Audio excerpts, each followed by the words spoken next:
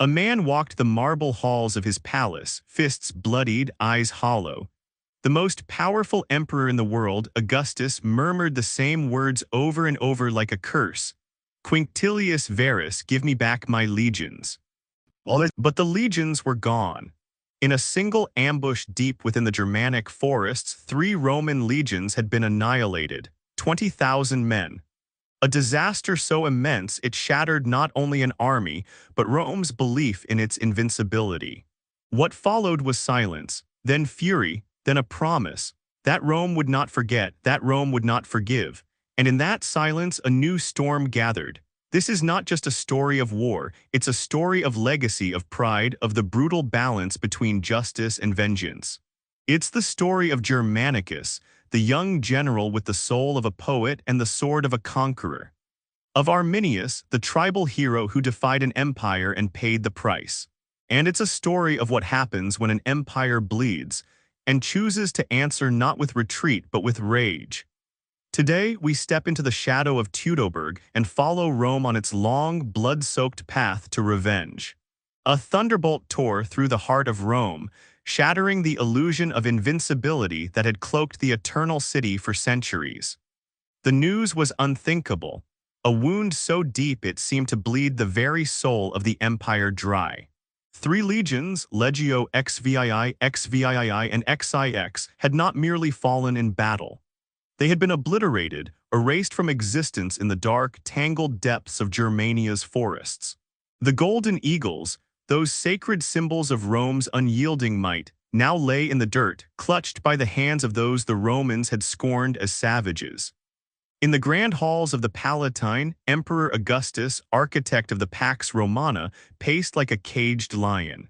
His fists struck marble columns, his cries echoed through the corridors, not only for the thousands of men lost, but for the chilling truth their deaths laid bare.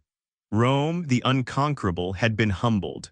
The weight of this defeat pressed upon him, aging him beyond his years, as he wrestled with a question that gnawed at his core. What does it mean to rule an empire that can bleed? The loss was no mere military disaster. It was a crack in the foundation of Rome itself.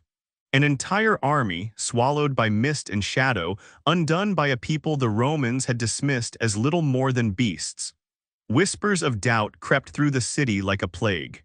In the bustling forum, senators debated omens with furrowed brows. Lightning-splitting sacred statues, blood pooling on temple altars, wolves howling too close to the city gates. On the cobbled streets, the people traded tales of divine wrath and cursed forests, their voices trembling with a single, unspoken fear. If Rome could falter once, what was to stop it from crumbling entirely? Yet even as fear gripped the city, a spark of defiance flickered in the ashes of despair. Rome was no stranger to adversity. Its story had been written in blood, its empire forged through relentless conquest. The silence that followed the catastrophe in Teutoburg began to hum with a new resolve. Whispers of vengeance stirred in the taverns, in the Senate, in the hearts of those who refused to let Rome's light dim.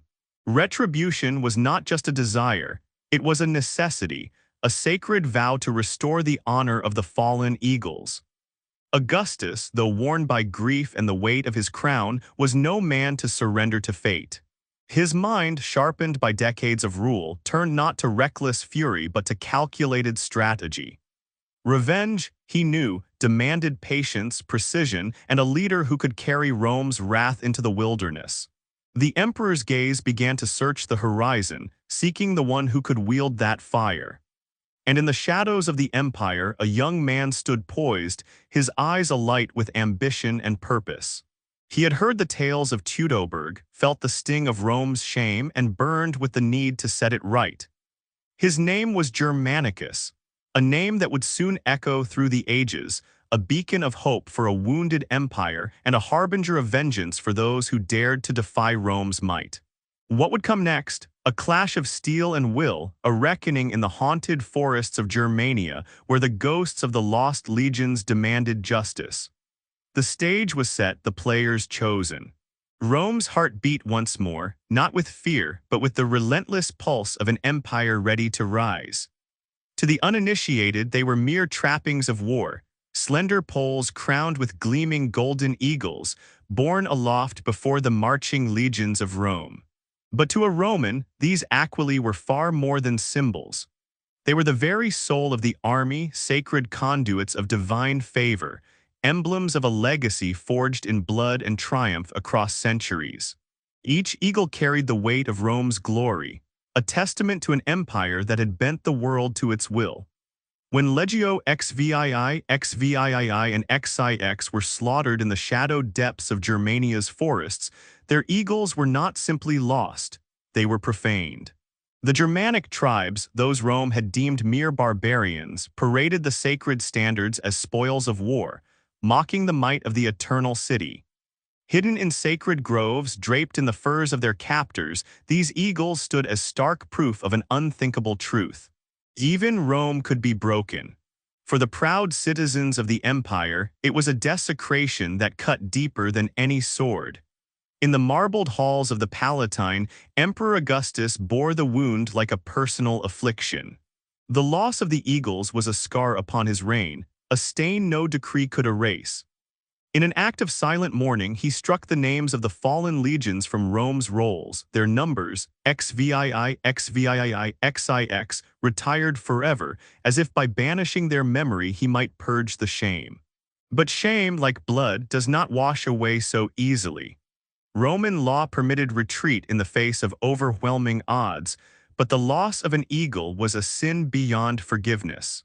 Generals had fallen on their own blades rather than face the disgrace of a captured standard.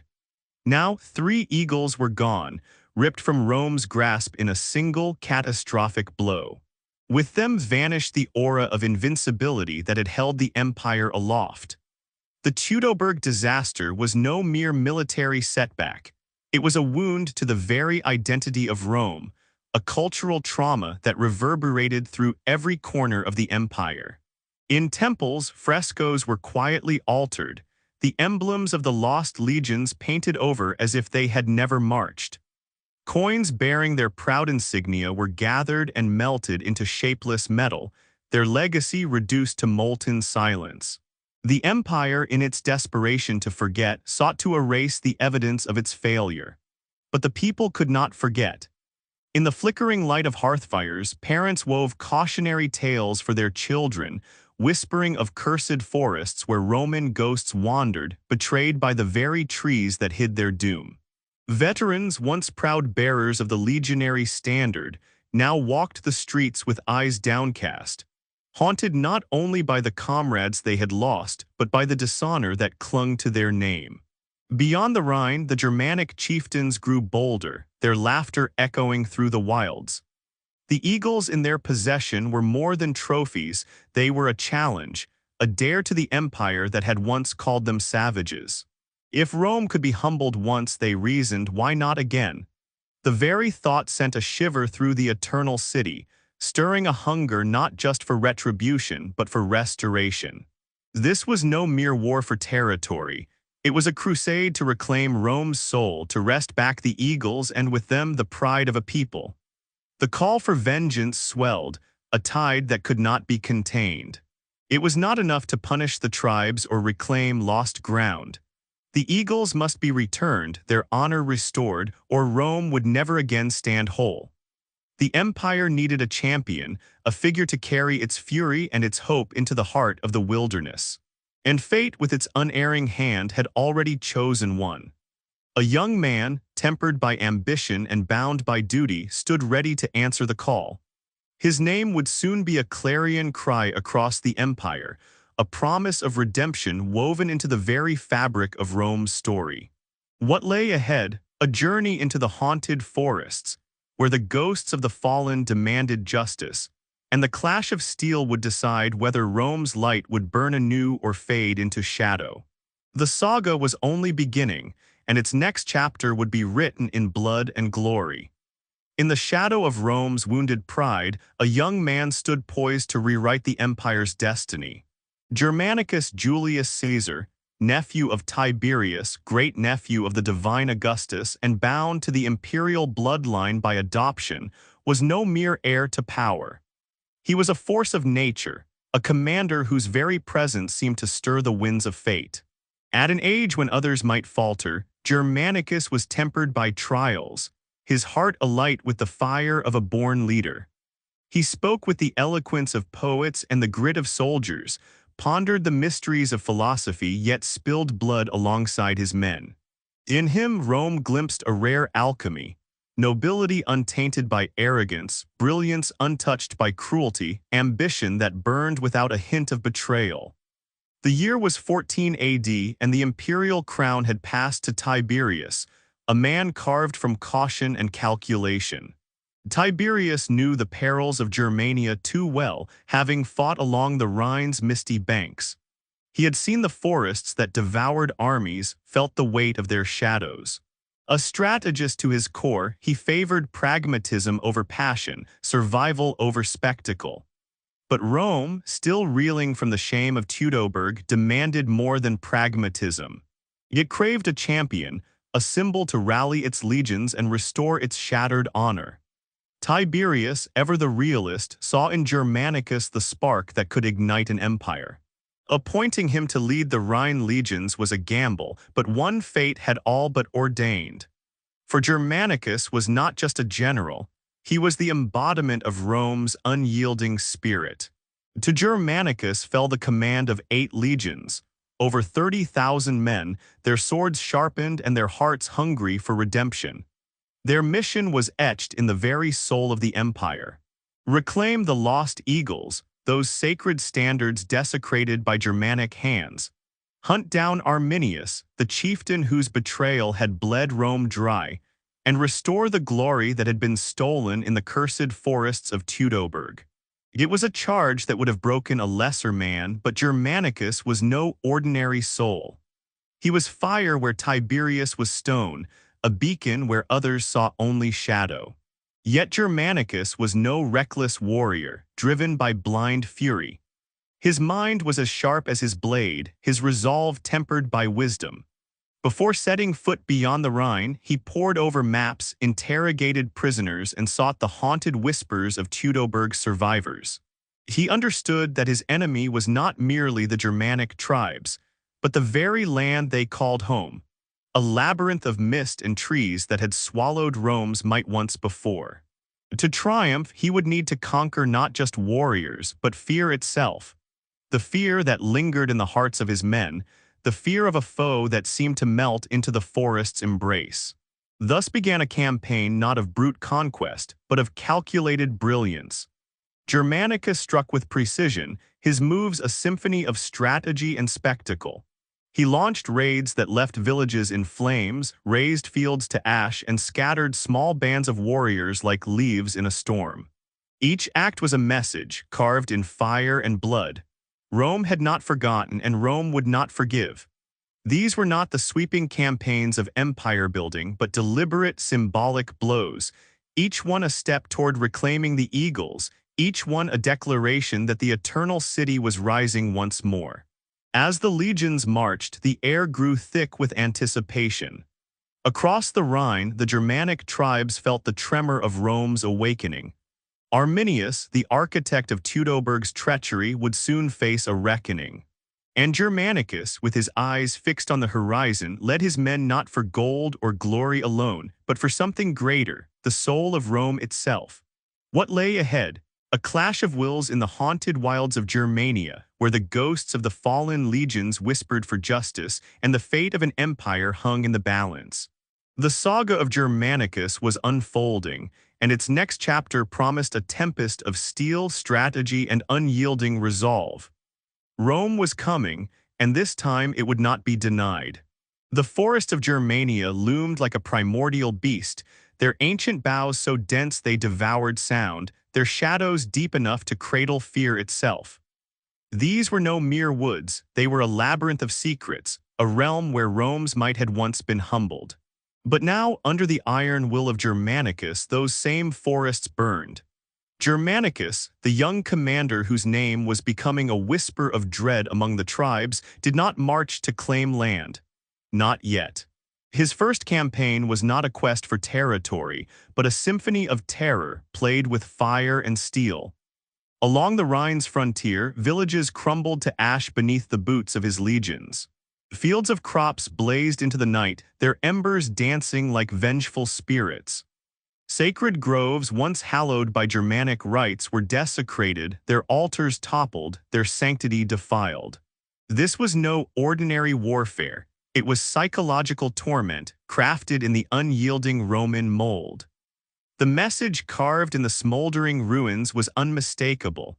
No sanctuary would shield the tribes, no oath would be forgotten, no betrayal left unpunished. For years, the Germanic chieftains had clung to the illusion of safety, believing the Rhine's waters marked the limit of Rome's reach. Germanicus shattered that delusion with every torch his men set to kindling. Rome was no longer content to guard its borders. It had crossed the river, and it came not for land but for blood. The scorched earth left in its wake was a testament to an empire reborn, its wrath as relentless as the tides. Yet this campaign served a dual purpose, one that Germanicus wielded with a master's touch. To his soldiers, each razed village was more than destruction, it was redemption. The shame of Teutoburg, that festering wound in Rome's pride, began to heal with every step forward, every flame that lit the Germanic night. The men of the Rhine legions marched not just to punish, but to purge the disgrace of their fallen brothers. Each act of devastation was a stride away from humiliation, a bold march toward retribution, their spirits lifted by the knowledge that they were rewriting Rome's story with fire and resolve. But Germanicus was no reckless avenger, consumed by fury. His brilliance lay in his restraint, his every move a calculated stroke in a grander design. He ordered fortified camps erected each night, their walls a bulwark against the ambushes that had doomed his predecessors. Scouts fanned out in all directions, their eyes piercing the forest's gloom. His columns marched in tight, disciplined formations, ever vigilant, ready to turn an enemy's trap into a slaughter. Every strike was deliberate, every gesture laden with meaning. Germanicus did not seek a battle, not yet. He sought something far more potent, whispers. He wanted the Germanic tribes to speak his name in hushed tones, their voices trembling in their mead halls. He wanted them to know that Rome had learned from its defeat, that it had adapted, that it was coming not with the naive arrogance of old, but with a cold, unyielding precision. In the ashes of their settlements, the Romans left no mercy, only footprints, stark and deliberate, marking the path of an empire's vengeance. And always in the smoke and silence, there lingered the shadow of the lost eagles, those sacred standards that 6 years had elapsed since the blood of Rome's legions soaked the earth of Teutoburg, but the forest bore the memory as if it were yesterday. Its ancient trees stood sentinel over a wound that time could not heal, their roots entwined with the echoes of a massacre that had shaken an empire.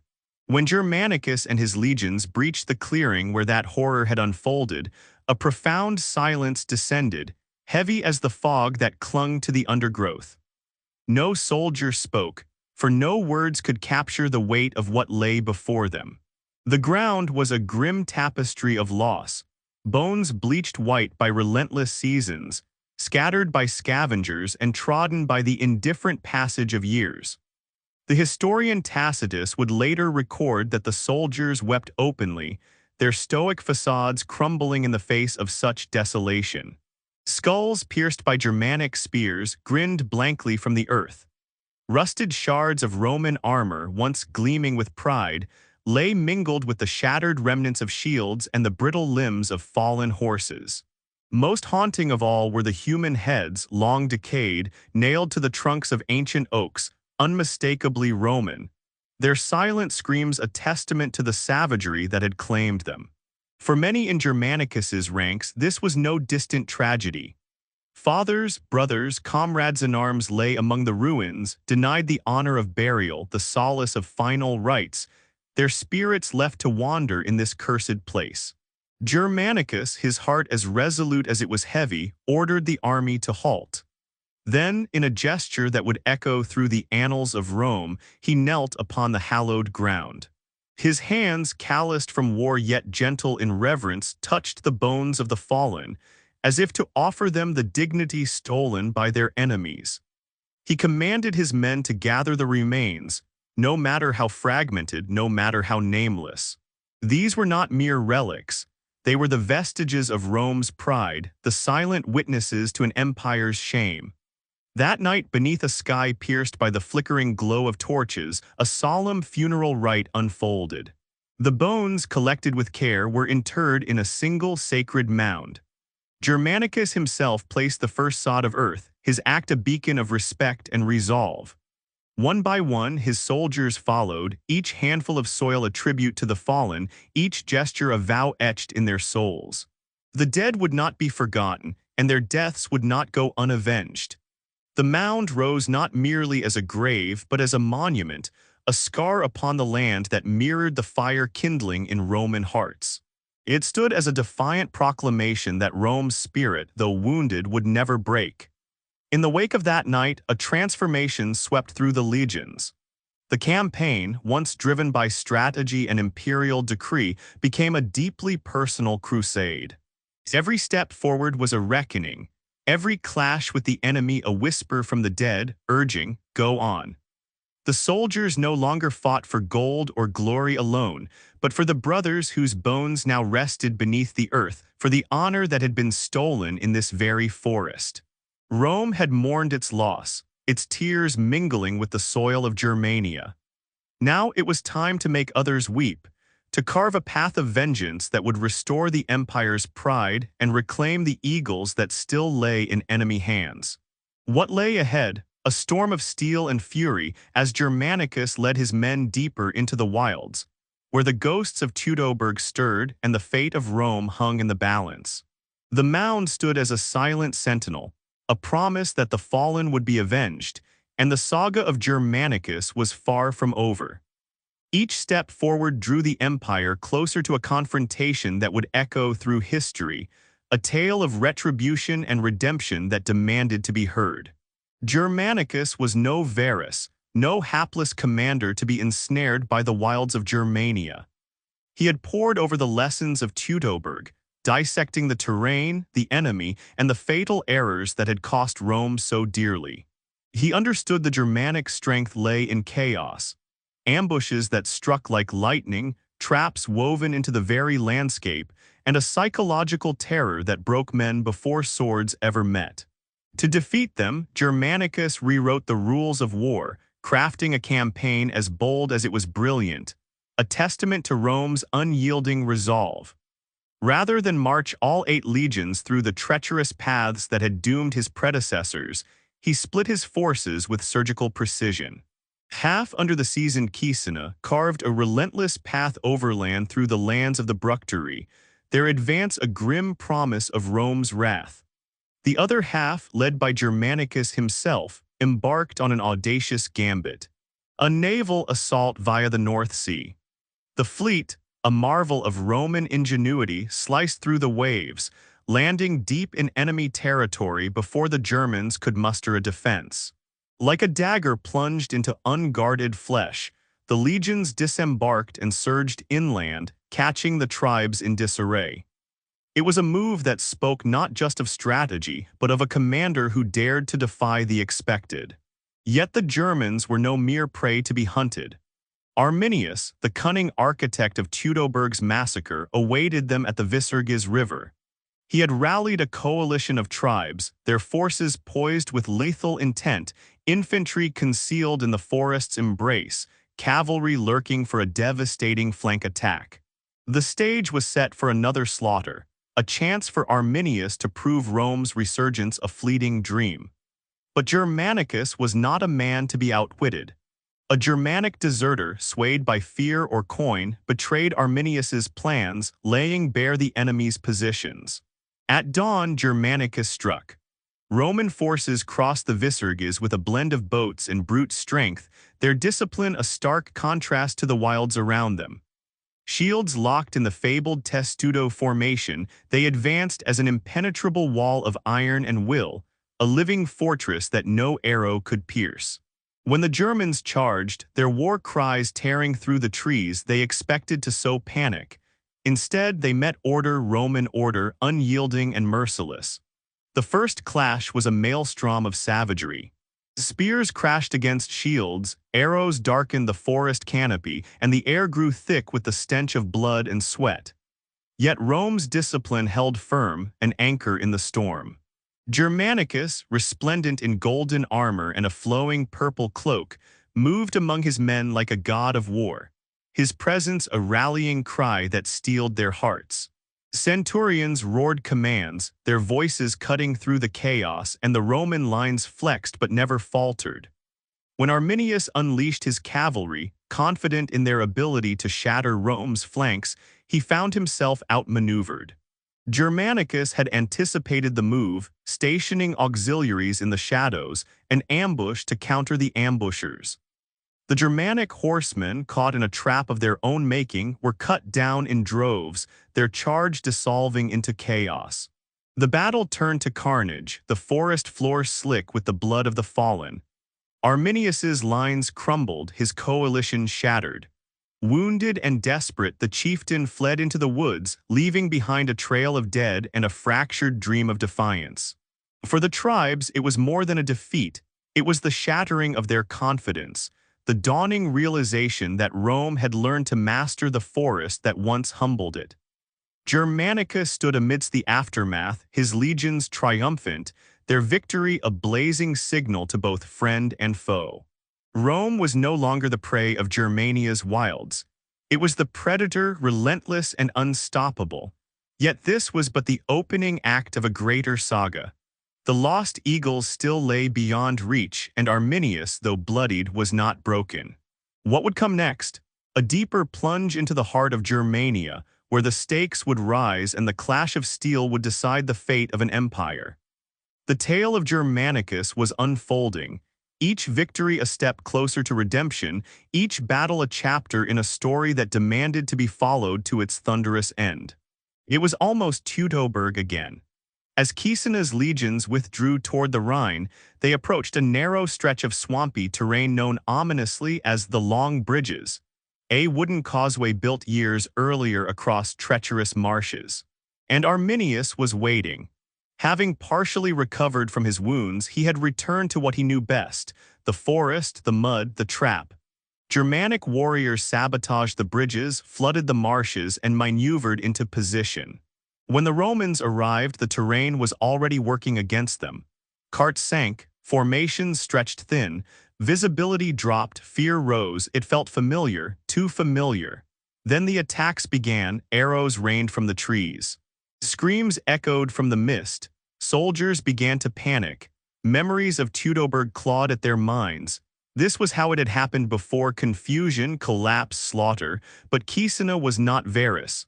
A hardened veteran, he remained calm. He ordered the abandonment of wagons, the construction of emergency fortifications, and the formation of a defensive perimeter. That night, as torches burned and enemies tested the walls, Caecina had a dream.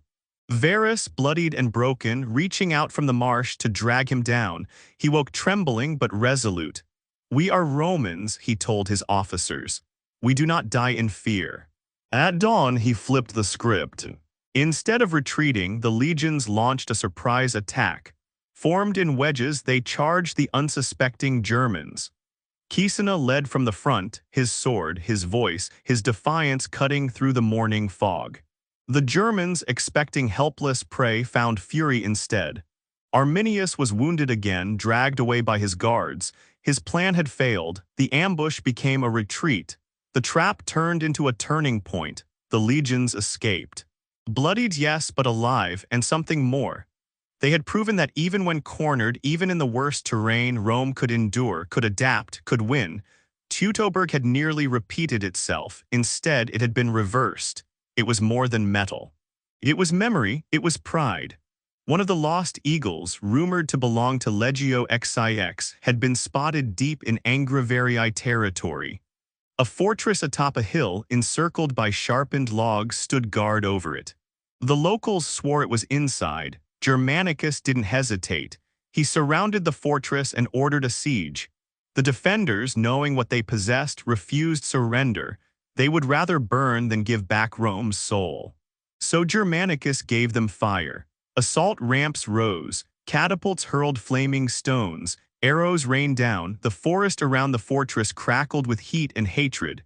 Day by day the walls blackened, still the defenders held. Until the final day, Roman legions advanced in tortoise formation, shields locked, steps synchronized. Ladders slammed against smoldering wood. The fighting was brutal, Romans falling, rising, climbing again.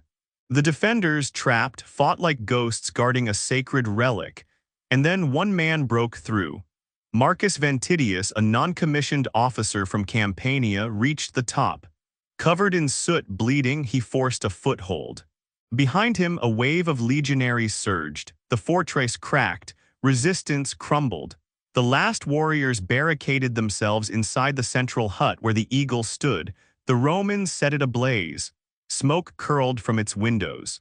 Screams echoed, then silence. Ventidius entered. Moments later he emerged, his armor scorched, his breath ragged, but in his hands held high above his head was the eagle, blackened by smoke, scarred by time but unmistakable. The legion roared. Men who had seen comrades die, who had buried bones in silence, now wept aloud. The past had been touched, reclaimed, healed. Germanicus took the eagle gently, kissed the metal, and handed it to its knee. The final reckoning came on the plains of Teutoburg. Germanicus had blood, momentum, and the recovered eagle. Arminius had desperation, fury, and one last chance. Both knew the war would not end with words, only with steel. The battlefield was wide, open, ideal for Roman tactics. Forests flanked the edges, but this was not Teutoburg.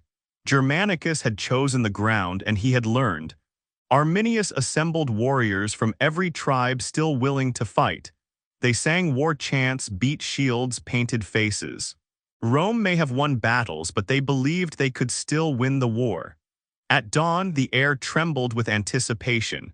Germanicus rode before his legions, 30,000 strong. His voice cut through the morning mist. Today we avenge our brothers. Today Rome shows the world why it rules. The clash began with a storm of projectiles, javelins, arrows, slingstones. Then came the charge. Rome moved like a machine, shield against shield, step by step. A tide of iron. The Germans met them with a fury born of fear. Their line was wild, chaotic, loud, but no match for Roman precision. Arminius, red cloak flaring, spear in hand, led a furious assault on the center. His warriors formed a wedge trying to reach Germanicus himself. For a moment they broke through. The two commanders came within meters, glimpses in the chaos. Arminius hurled a spear. A Roman aide intercepted it with his body. Before Arminius could strike again, Germanicus's guards surged forward, forcing the German back. The charge had failed, and with it the Germanic line broke. Retreat became rout. The forest that had once protected them now became their cage. Roman cavalry cut off escape routes. The field turned red with blood. Arminius, wounded again, barely escaped. Behind him, the empire he had defied stood victorious. Eagles high, standards unbroken. The war was not over, but the myth of Germanic invincibility had died at. Rome had its revenge, but not its conquest. Germanicus continued his campaign, punishing rebellious tribes, securing territory, chasing shadows. But as summer faded, the forests grew darker, wetter. The cost of holding Germania grew heavier. Then came the storm. As the legions prepared to return across the North Sea, nature turned against them. Tempests wrecked Roman ships, drowning hundreds, more than any single battle had claimed. The message from the gods was clear enough. Tiberius, ever